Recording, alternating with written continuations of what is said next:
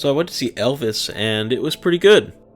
I just want to start off by saying that I'm a huge sucker for biopic movies. I could watch a movie about the guy that invented cement, and they could shove all the usual tropes in there and I would still eat it up.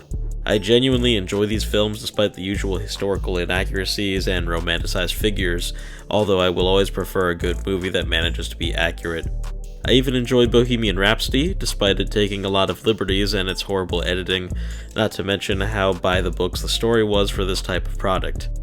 My two favorite biopics in recent memory are The Founder and Rocketman. Both manage to be historically accurate, save a few small details, and they do things that set them apart from your average biopic. The Founder tells the story of Ray Kroc of McDonald's fame. It's unique to me because it doesn't pull any punches trying to paint him as this great visionary that might be misunderstood. Ray Kroc was an asshole, and this movie will let you know it.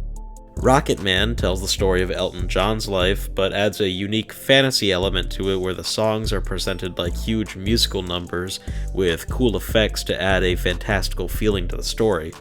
It lets the movie stand out among others of the same type, which would usually just show the performance as it was, but instead illustrates how the music makes you feel. That brings us to Elvis, a biopic that both uses a variety of visuals to add extra character to the story, and doesn't shy away from using less than likable characters, although maybe not in the way that you think. I should mention that I'm not really a huge fan of Elvis's music.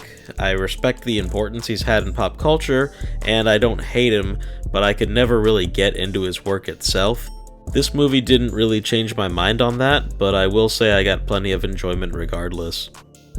To start off with things that I like, I have to say that the lead performances are great.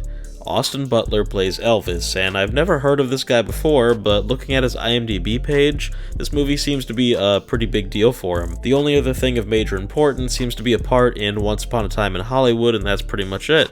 And oh wait, apparently this guy was in Ned's Declassified? Okay, that's pretty amazing. But anyway, for a seemingly small-time actor, he does a fantastic job in this movie. Like, holy shit, he's got the look and shows a wide range of emotions. Don't even get me started on the stage scenes in this movie. Elvis was a very physical entertainer, and the actor nails it. He's shaking all over the place, doing all these dance moves. It's crazy impressive. And to top it all off, like the star of Rocketman, he does all his own singing too. I wouldn't be upset if he got an award for this because he really does such a great job. We then have Tom Hanks, who plays Colonel Tom Parker, Elvis's manager. This is the guy that they aren't afraid to show his bad side, and Tom Hanks unsurprisingly does a great job. Now, I love the man, but I have to admit I'm kind of tired of seeing him in so many biopic roles, as he barely fits in most cases like Mr. Rogers or Walt Disney. However, I feel that this is his best one by far. I don't think I've ever seen Tom Hanks as a bad guy, but in this movie he plays one really bad guy. Tom Parker's a huge greedy asshole the whole movie, and they really sell that to you. If I lived under a rock and didn't know Elvis was a real person, then this guy would go on my list of best movie villains. He's just such a dick. He's like this scheming comic book villain with a plot around every turn. The makeup on Hanks is also quite good, especially when they show Tom Parker as a much older man. Unfortunately, the rest of the cast in the movie takes a back seat and either barely has anything to do when they're on screen or they just don't speak. It almost feels like Elvis and his manager are the only two actual characters in the movie, and everyone else is just there to move events along or be used for exposition. The editing in this movie is very flashy. So many scenes are stylistic and there are so many visual effects and stuff to keep your eyes busy. The only thing I can compare it to is that the Elvis movie is edited like a big Marvel film, which is unique for a biopic. It doesn't reach the levels of fantasy and wonder like Rocketman, but more so adds flair and style to the movie to keep your attention.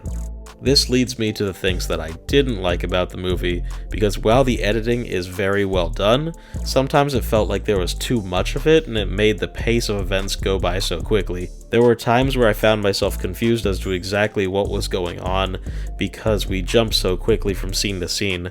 I understand that unlike some other figures, Elvis had a legacy that is so big that to properly adapt his life into film it would probably be like a 6-hour movie or something, but in a way it's impressive they were able to cram it all into 2.5 hours. There are just times that it felt like we were blinking between key events in Elvis's life, rather than getting to spend time in the moment. Another thing about the editing and visuals is that it seemed to change up the overall style of the movie every few scenes.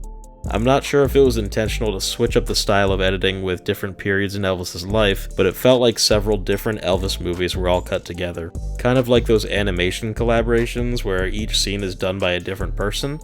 The last quarter of the movie feels completely different than the first. Overall, I felt this rapid editing and different visuals added to the confusion I felt at some points, but it was certainly unique. One thing I really didn't like in this movie were certain additions to the soundtrack. Of course, you're going to expect a wide selection of Elvis songs, which all seemed heavily remixed for the film and sounded great. The thing that really bothered me was that the film often incorporates modern song samples into the remixes, which sound very out of place. The soundtrack also features modern hip-hop and rap music, which doesn't really fit in at all. Now, there have been movies that do this in a period setting. I enjoyed The Great Gatsby, and the soundtrack was filled with that stuff, and it worked. The thing about this movie is that, to my memory, this only happens twice, and it just doesn't belong there. It doesn't even really fit the scenes they play it in. It's very jarring to go from 50s and 60s hits to watching Elvis walk around while Doja Cat talks about how much of a bad bitch she is, then back to the older songs for the rest of the movie. I don't really know what they were thinking with that one. Overall, I did quite enjoy the movie. The editing, sound design, and production value were all great, and the acting from both leads was absolutely fantastic. There was a lot to like here, and while I think it was made with the more hardcore Elvis fans in mind, as opposed to someone like me, who knows pretty much nothing about him, it's definitely worth seeing. The movie suffers only from pacing issues along with some questionable music choices. The story of a man truly larger than life is presented in a flashy and theatrical way, fitting of that of a superhero. If given the choice to trash it, watch it, or buy it, I would say this one is worth buying. I look forward to adding this one to my collection. Check it out. Hey, I hope you all enjoyed this quick review of Elvis. I'm hoping to start doing this again for new movies, so just let me know if you would like to see more. You can easily support me by liking this video and clicking the subscribe button, or for those feeling generous, you can subscribe to my Patreon for early and exclusive content. Thanks for watching.